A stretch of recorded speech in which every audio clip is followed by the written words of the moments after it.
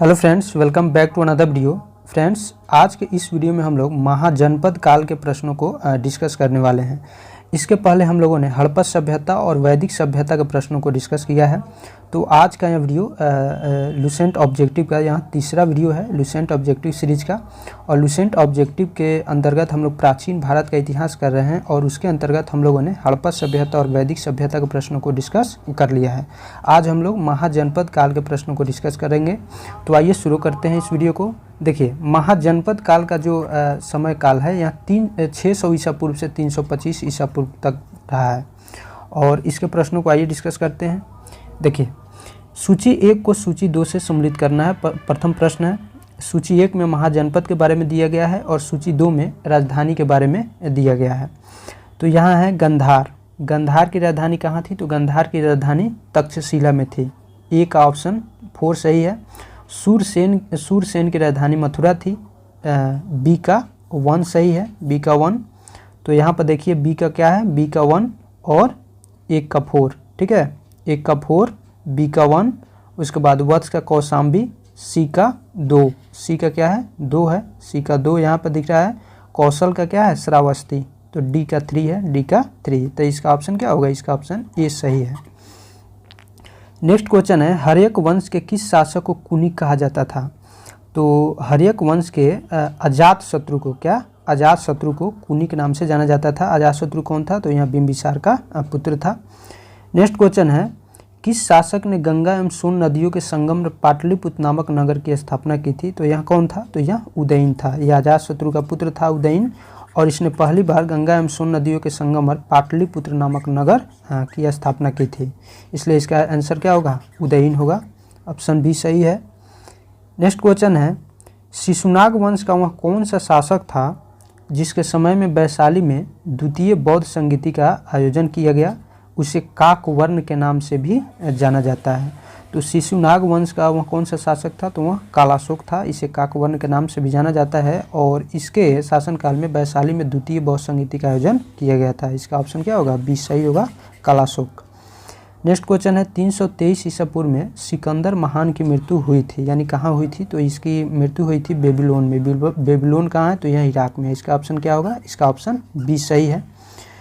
अगला क्वेश्चन है, सिकंदर महान एवं पोरस या पुरु की सेनाओं ने निम्नलिखित में से किस नदी के आमने सामने वाले तटों पर पड़ाव डाला था? तो किस नदी के तट पर पड़ाव डाला था? रावी गलत है। झेलम नदी के तट पर पड़ाव डाला था। तो इसका आंसर क्या होगा? बी इसका सही आंसर होगा। अगला क्वेश्चन है, किस प्रकार का मृदभान पॉटरी, मृदभान को पॉटरी कहा जाता है इंग्लिश में, तो भारत में द्वितीय नगरीकरण या शहरीकरण के प्रारंभ का प्रतीक माना गया है? तो किसे माना गया है? तो इसका ऑप्शन होगा फ्रेंड्स सी सही होगा, उत्तरी काले परिष्कृत बर्तन। चलिए नेक्स्ट क्वेश्चन देखते हैं, पाली ग्रंथों में गांव के मुखिया को क्या कहा गया है? तो पाली ग्रंथों में गांव के मुखिया को भोजक या ग्राम भोजक के नाम से जाना जाता था। तो इसका ऑप्शन बी सही होगा। नेक्स्ट क्वेश्चन है, उज्जैन का प्राचीन नाम था, तो उज्जैन का प्राचीन नाम क्या था? तो उज्जैन को अवंती के नाम से भी जाना जाता था। तो इसका आंसर ए होगा। अगला क्वेश्चन है, नंद वंश का संस्थापक कौन था? तो नंद वंश का संस्थापक महापद्मनंद था। ठीक है, महापद्मनंद यह नंद वंश का संस्थापक था। महापद्मनंद को उग्रसेन के नाम से भी जाना जाता है। इसे सर्व छत्रांतक के नाम से भी जाना जाता है। देखिए 10 का आंसर क्या होगा? ए होगा। अगला क्वेश्चन है, ग्रीक या यूनानी लेखकों द्वारा किसे अग्रमीज या जैंडरमीज कहा गया? तो किसे कहा गया है? तो फ्रेंड्स घानानंद को अग्रमीज या जैंडरमीज कहा गया। किसके द्वारा? ग्रीक यूनानी लेखकों के द्वारा। तो 11 का ऑप्शन क्या होगा? डी इसका सही उत्तर होगा। अगला क्वेश्चन है, प्राचीन भारत में पहला विदेशी आक्रमण किनके द्वारा किया गया था? तो प्राचीन भारत में पहला विदेशी आक्रमण ईरानियों के द्वारा किया गया था। किसके द्वारा किया गया था? ईरानियों के द्वारा किया गया था। चलिए नेक्स्ट क्वेश्चन देखते हैं। देखिए, प्राचीन भारत में दूसरा विदेशी आक्रमण एवं पहला यूरोपीय आक्रमण किनके द्वारा किया गया था? तो पहला विदेशी आक्रमण, दूसरा विदेशी आक्रमण एवं पहला यूरोपीय आक्रमण फ्रेंड्स यूनानियों के द्वारा किया गया था। किसके द्वारा? यूनानियों के द्वारा। याद कीजिए 326 बीसी में यानी ईसा पूर्व में सिकंदर ने आक्रमण किया था भारत पर। तो वह कहाँ का था? तो वह यूनान का था। तो इसका आंसर क्या होगा? बी इसका करेक्ट आंसर होगा। नेक्स्ट क्वेश्चन है कि ईरान के हखमनी वंश के किस शासक ने भारतीय भूभाग को जीतने के बाद उसे फारस साम्राज्य का 20वां प्रांत यानी क्षत्रपी बनाया था? तो कौन था वह? डेरियस या दाराबाहु प्रथम था। तो इसका आंसर क्या होगा? बी इसका करेक्ट आंसर होगा। अगला क्वेश्चन है हाइडेस्पस या वितस्ता यानी आधुनिक नाम जिसको झेलम के नाम से हम लोग जानते हैं। वितस्ता झेलम का ही प्राचीन नाम है। वितस्ता एक नदी है जिसको आज हम लोग झेलम के नाम से जानते हैं। तो वितस्ता या झेलम हाइडेस्पस का जो युद्ध हुआ था 326 BC यानी 326 ईसा पूर्व में किन किन शासकों के बीच में हुआ था? तो यह सिकंदर एवं पोरस के बीच हुआ था। ठीक है, इसका आंसर क्या होगा? इसका आंसर ये होगा। नेक्स्ट क्वेश्चन है सिकंदर ने भारत पर कब आक्रमण किया था? सिकंदर ने भारत पर कब आक्रमण किया था? तो सिकंदर ने भारत पर 326 BC में आक्रमण किया था। उस समय मगध का सम्राट कौन था? राजा घनानंद था और उसके शासनकाल में ही सिकंदर ने भारत पर आक्रमण किया था। तो 326 ईसा पूर्व होगा, इसका आंसर होगा, एक करेक्ट आंसर होगा। नेक्स्ट क्वेश्चन है कि सूची 1 को सूची 2 के साथ सम्मिलित करना है। सूची 1 में शासकों के बारे में दिया गया, सूची 2 में वंश के बारे में दिया था। बिंबिसार हर्यक वंश से संबंधित था। एक का ए होगा कालाशोक शिशुनाग के, ठीक है। बी का 2 होगा महापद्मनंद, यह नंद वंश से संबंधित था। तो सी का 4 होगा। और बिंदुसार मौर्य वंश से संबंधित था। तो बिंदुसार डी का 3 होगा। तो आइए ऑप्शन देखते हैं। तो इसका ऑप्शन क्या होगा फ्रेंड्स? चलिए क्या है? 4 का नंद वंश का सी और डी का 3, तो यहाँ डी का 3 ऑप्शन ए एक ही ऑप्शन है, तो इसलिए ऑप्शन बी इसका करेक्ट आंसर होगा। चलिए नेक्स्ट क्वेश्चन देखते हैं। सूची 1 को सूची 2 के साथ सम्मिलित करना है। सूची 1 में महाजनपद के बारे में दिया गया है और सूची 2 में आधुनिक क्षेत्र के बारे में दिया गया है। तो आइए शुरू करते हैं इसको। देखिए मगध या पटना व गया के जिले को कहा जाता था। वत्स या इलाहाबाद का क्षेत्र था। कौशल अवध था, ठीक है। अवंती मालवा का क्षेत्र था। तो यह सारा ऑप्शन करेक्ट सुमेलित है। तो इसका आंसर क्या होगा? इसका आंसर ए इसका करेक्ट आंसर होगा। नेक्स्ट क्वेश्चन है मगध की प्रथम राजधानी कौन सी थी? तो मगध की प्रथम राजधानी फ्रेंड्स ग्रीवराज या राजगृह थी। इसका आंसर सी इसका करेक्ट आंसर होगा। चलिए नेक्स्ट क्वेश्चन देखते हैं। किस शासक द्वारा सर्वप्रथम पाटलिपुत्र का राजधानी के रूप में चयन किया गया था? तो किसके द्वारा किया गया था? तो पाटलिपुत्र का राजधानी के रूप में सबसे पहले चयन किया गया था उदयन के द्वारा। किसके द्वारा? उदयन के द्वारा। 20 का सी आंसर होगा, करेक्ट आंसर सी होगा, ठीक है। नेक्स्ट क्वेश्चन है 16 महाजनपदों की सूची उपलब्ध है। 16 महाजनपदों की सूची कहाँ उपलब्ध है? तो महाभारत में, गलत है।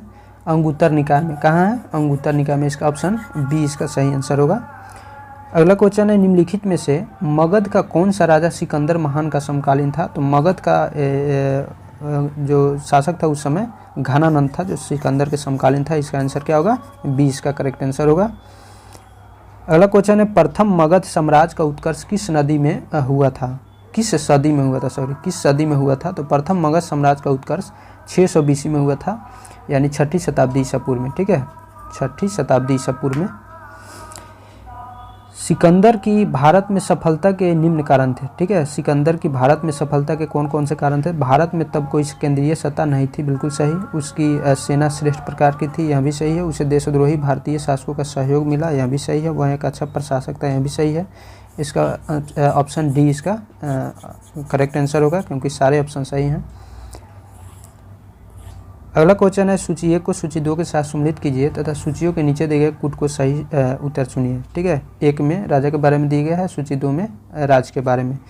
तो राजा प्रद्योत कहाँ का था? तो यह अवंती का शासक था। 3 का ए होगा। उदयन था वत्स, ठीक है। और प्रसेनजीत कहाँ का था? तो प्रसेनजीत कौशल का शासक था। 4 का सी होगा। अजातशत्रु मगध का शासक था। तो डी का 1 होगा, ठीक है। डी का 1 देखिए। 1 का सी, 1 का क्या होगा? प्रद्योत हो गया। 1 का 3, ठीक है। बी का क्या है? उदयन। बी का 2 हो गया। और सी का 4 हो गया, प्रसेनजीत का कौशल। और डी का अजातशत्रु का 1 हो गया। तो इसका ऑप्शन हो गया सी इसका करेक्ट आंसर होगा। चलिए नेक्स्ट क्वेश्चन देखते हैं। अभिलेखीय साक्ष्य से प्रकट होता है कि नंद राजा के आदेश से एक नहर खोदी गई थी। तो यह कहाँ खोदी गई थी, तो यहाँ कलिंग में खोदी गई थी। इसका आंसर सी करेक्ट आंसर होगा। कलिंग को आजकल हम लोग उड़ीसा के नाम से जानते हैं। ठीक है, अगला क्वेश्चन है कि पहला ईरानी शासक जिसने भारत के कुछ भाग को अपने अधीन किया था तो वह कौन था, तो वह डेरियस प्रथम था। ठीक है, इसका आंसर सी इसका करेक्ट आंसर होगा। मगध के राजा अजातशत्रु का सदैव किस गणराज के साथ युद्ध रहा है, या हमेशा लड़ता रहता था किस राज से, तो वज्जी संघ यानी वैशाली से इसका हमेशा युद्ध चलते रहता था। इसका आंसर ए होगा। अगला क्वेश्चन है वज्जी संघ के विरुद्ध मगध राज के किस शासक ने प्रथम बार रथ मुसल यानी एक ऐसा रथ जिसमें सदा गदा जैसा हथियार जुड़ा था तथा महाशिलाकंटक पत्थर फेंकने वाला एक युद्ध यंत्र था नामक गुप्त हथियारों का प्रयोग किया गया था। ठीक है, कौन प्रयोग किया था, तो अजातशत्रु था। इसका आंसर ये सही होगा। नंदवंश का अंतिम सम्राट कौन था, तो नंदवंश का अंतिम सम्राट घनानंद था। इसका ऑप्शन बी करेक्ट आंसर है। नेक्स्ट क्वेश्चन है भारत में सिक्कों या मुद्रा का प्रचलन कब हुआ, तो भारत में सिक्कों या मुद्रा का प्रचलन 600 ईसा पूर्व में हुआ था। ठीक है, इसका करेक्ट आंसर सी होगा। ऑप्शन देखिए, नेक्स्ट क्वेश्चन है निम्न राजाओं पर विचार कीजिए। 1 में अजातशत्रु, 2 में बिंदुसार, नंबर 3 प्रसेनजीत। और क्वेश्चन क्या पूछा गया, इनमें से कौन कौन बुद्ध के समकालीन थे, तो इनमें से अजातशत्रु और प्रसेनजीत दोनों बुद्ध के समकालीन थे। तो इसका करेक्ट आंसर फ्रेंड्स होगा 1 और 3 यानी सी इसका करेक्ट आंसर होगा। बड़े राज्यों के उदय का मुख्य कारण क्या था, तो 6ठी सदी ईसा पूर्व के दौरान बड़े राज्यों के उदय का मुख्य कारण फ्रेंड्स उत्तर प्रदेश और बिहार में व्यापक पैमाने पर लोहे का प्रयोग था। क्या था, व्यापक पैमाने पर लोहे का प्रयोग। इसका आंसर ए इसका करेक्ट आंसर होगा। चलिए नेक्स्ट क्वेश्चन देखते हैं। मगध सम्राट बिंबिसार ने अपने राजवैद्य जीवों को किस राज्य के राजा की चिकित्सा के लिए भेजा था, तो किस राज्य की चिकित्सा के लिए भेजा था, तो यह अवंती के राजा प्रदोत की चिकित्सा के लिए भेजा था। इसका आंसर सी होगा। अगला क्वेश्चन है किस शासक ने अवंती को जीतकर मगध का हिस्सा बना लिया था, तो किस शासक ने अवंती को जीतकर मगध का हिस्सा बनाया था, तो अवंती को शिशुनाग ने जीतकर मगध का हिस्सा बना लिया था। इसका आंसर सी होगा। अगला क्वेश्चन है किस मगध सम्राट ने अंग का विलय अपने राज्य में कर लिया था, तो अंग को बिंबिसार ने अपने राज्य में मिला लिया था। तो इसका आंसर क्या होगा, ए इसका करेक्ट आंसर होगा। अगला क्वेश्चन है शिशुनाग ने किस राज्य का विलय मगध साम्राज्य में नहीं किया था, तो शिशुनाग ने काशी का विलय मगध साम्राज्य में नहीं किया था, बाकी सबका कर लिया था। तो इसका आंसर क्या होगा, डी इसका करेक्ट आंसर होगा। नेक्स्ट क्वेश्चन है काशी और लिच्छवी का विलय मगध साम्राज्य में किसने किया था, तो काशी और लिच्छवी का विलय मगध साम्राज्य में अजातशत्रु ने किया था। किसने किया था, अजातशत्रु ने। तो इसका आंसर बी इसका करेक्ट आंसर होगा। अगला क्वेश्चन है मगध साम्राज्य के बारे में कौन सही नहीं है, ऑप्शन 1 है पुराणों में महाकाव्यों के अनुसार इसकी स्थापना बृहद्रथ ने की थी। ठीक है, 2 ऑप्शन बी महापद्म ने इसे सर्वाधिक विस्तार प्रदान किया था, इसे सर्व छत्रांतक यानी क्षत्रियों का अंत करने वाला विकराट की उपाधि प्रदान की। दोनों ऑप्शन सही है। गिरिव्रत, राजगिरी, पाटलिपुत्र, वैशाली क्रमशः इसकी 4 राजधानियाँ बनी, ये तीनों सही है। ठीक है, अब मगध साम्राज्य के बारे में कौन सही नहीं है यहाँ पूछ रहा है, तो इसका ऑप्शन डी गलत होगा, इनमें से कोई नहीं। यहाँ ऑप्शन गलत है, बाकी सब सही है। 40 नंबर है कि सिकंदर के आक्रमण के समय उत्तर भारत पर निम्नलिखित राजवंशों में किस एक का शासन था, तो नंद वंश का शासक उस समय घनानंद शासन कर रहा था। इसका ऑप्शन ए सही है। नेक्स्ट क्वेश्चन है निम्नलिखित में कौन सा एक ईसा पूर्व 6ठी सदी में प्रारंभ में भारत का सर्वाधिक शक्तिशाली नगर राज था, तो उस समय कौन था, तो उस समय मगध था सर्वाधिक शक्तिशाली राज। डी इसका करेक्ट आंसर होगा। आगे देखते हैं निम्नलिखित में से कौन कौन से भारत पर ईरानी आक्रमण के प्रभाव के रूप में माना जाता है, यानी ईरानी आक्रमण का प्रभाव कौन कौन से रूप में माना जाता है भारत में, तो खरोष्ठी लिपि का प्रचार बिल्कुल सही है। अभिलेख उत्कीर्ण करने की कला का प्रचार ये भी सही है। ईरानियों की छत्र प्रणाली का प्रचार यहाँ भी सही है। घंटा आकार के गुंबज की कला का प्रचार यहाँ भी सही है। स्त्री अंग रक्षकों की नियुक्ति यहाँ भी सही है। 5 ऑप्शन सही है। तो इसका आंसर क्या होगा, इसका आंसर डी सही होगा। नेक्स्ट क्वेश्चन है कि निम्न में से कौन सा एक सिकंदर के आक्रमण का प्रभाव नहीं था, तो कौन सा प्रभाव नहीं था। इस आक्रमण ने भारत और यूनान के बीच प्रत्यक्ष संपर्क स्थापित किया, ऑप्शन सही है। इस आक्रमण ने पश्चिमोत्तर भारत में यूनानियों की स्थापना का मार्ग प्रशस्त किया, यहाँ भी सही है। सिकंदर अनेक उपनिवेशों की स्थापना के लिए उत्तरदायी थे, यहाँ भी सही है। उसने भारत को यूनान की रियासत बना लिया, यहाँ गलत है। ठीक है, तो डी इसका आंसर होगा। अगला क्वेश्चन है कि निम्नलिखित में से किस राज्य में गणतंत्रात्मक शासन व्यवस्था नहीं थी। क्या पूछ रहा है, गणतंत्रात्मक शासन व्यवस्था नहीं थी। कपिलवस्तु के शाक में थी, वैशाली के लिच्छवी में भी गणतंत्रात्मक शासन व्यवस्था थी, कुशीनगर के मल में भी यह व्यवस्था थी, लेकिन मगध में गणतंत्रात्मक व्यवस्था नहीं थी, यहाँ राजतंत्रात्मक व्यवस्था थी। इसलिए इसका आंसर क्या होगा, डी इसका करेक्ट आंसर होगा। अगला क्वेश्चन है निम्नलिखित में से किसे सेनिया यानी नियमित और अस्थायी सेना रखने वाला कहा जाता था। तो यहाँ बिंबिसार को कहा जाता था। इसका आंसर क्या होगा, ये इसका करेक्ट आंसर होगा। आइए नेक्स्ट क्वेश्चन देखते हैं। निम्नलिखित में से किसे उग्रसेन भयानक सेना का स्वामी कहा जाता था। तो यह महापद्मनंद को कहा जाता था। किसे कहा जाता था, महापद्मनंद को। 46 का ए ऑप्शन सही है। अगला क्वेश्चन है डेरियस यानी दार या बाहु प्रथम ने 516 BC में सिंधु के तटवर्ती भूभाग को जीतकर उसे ईरान का विश्व क्षत्रपी यानी प्रांत बनाया था। उससे कितना राजस्व प्राप्त होता था। तो फ्रेंड्स उससे 360 टैलेंट का राजस्व प्राप्त होता था। इसका आंसर ए होगा। नेक्स्ट क्वेश्चन है निम्नलिखित में से कौन सिकंदर के साथ भारत आने वाला इतिहासकार नहीं था। तो सिकंदर के साथ भारत आने वाला इतिहासकार इसमें से कौन नहीं था। तो ये निर्याकस था, एरिस्टोबुलस भी था, एनासीक्रिटिस भी था, हीरोडोटस नहीं था। इसका आंसर क्या होगा, डी इसका करेक्ट आंसर होगा। चलिए, महाजनपद काल में श्रेणियों के संचालक क्या कहा जाता था। तो महाजनपद काल में श्रेणियों के संचालक को श्रेष्ठीन कहा जाता था। इसका आंसर ए इसका करेक्ट आंसर होगा। नेक्स्ट क्वेश्चन है कि गृहपति का अर्थ क्या होता है। धनी किसान, बिल्कुल सही। इसका आंसर क्या होगा, ए इसका करेक्ट आंसर होगा। सूची 1 को सूची 2 के साथ सम्मिलित कीजिए। सूची 1 को सूची 2 के साथ सम्मिलित करना है। अष्टकूलक परामर्शदात्री संस्था सही है। महामात उच्च कोटि के अधिकारी होते थे। बलि साधक किसानों के कर वसूलने वाला अधिकारी यह भी सही है। सौल्की या शुल्काध्यक्ष शिल्पियों और व्यापारियों से शुल्क या चुंगी वसूलने वाला अधिकारी होता था। इसके सारे ऑप्शन सही हैं, तो इसलिए इसका आंसर ए होगा। चलिए,